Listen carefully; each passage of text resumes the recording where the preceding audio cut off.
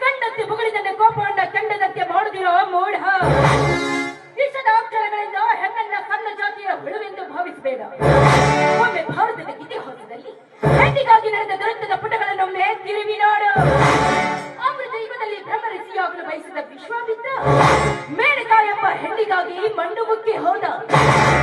ಯುಗದಲ್ಲಿ ಶ್ರೇಷ್ಠ ಶಿವಭಕ್ತ ನೆನೆಸಿಕೊಂಡ ರಾವಣ ಸೀತೆ ಎಂಬ ಹೆಣ್ಣಿಗಾಗಿ ಮಣ್ಣು ಮುಕ್ಕಿ ಹೋದ. ದ್ವಾಪರ ಯುಗದಲ್ಲಿ ಬಾಹು ಬಲಿಷ್ಠ ನೆನೆಸಿಕೊಂಡ ದುಶ್ಯಾಸನ ದ್ರೌಪದಿ ಎಂಬ ಹೆಣ್ಣಿಗಾಗಿ ಮಣ್ಣು ಮುಕ್ಕಿ ಹೋದ. ಇನ್ನು ಈ ಕಲಿಯುಗದಲ್ಲಿ ಪ್ರತ್ಯೇಕವರ ಹೆಣ್ಣಿಗಾಗಿ ಹಣ ಆಸ್ತಿ ಐಶ್ವರ್ಯನ ಕಳೆದುಕೊಂಡು ಮಣ್ಣು ಮುಕ್ಕಿ ಹೋಗಿದ್ದಾರೆ. ಅಂದಾಗ ನಿನ್ನಂತ ಒಂದು ನರಕುಂಡಿ ಹೆಣ್ಣಿನ ಗುಣಗಳನ್ನು ಆರಿಯೋ ಮಾತಂತೂ ದೂರವಾಯಿತು. ಬ್ರಹ್ಮನಿಗೆ ಹೆಣ್ಣಿನ ನರನಾಡಿಗಳೇ ಗೊತ್ತಿಲ್ಲ. ಇದನ್ನೆಲ್ಲ ನಿನ್ನಂಥ ಮೂರ್ಖನಿಗೆ ತಿಳಿಸಿ ಹೇಳೋ ಅವಶ್ಯಕತೆಯೂ ನನಗಿಲ್ಲ. ಮಗ ಹೊರಟು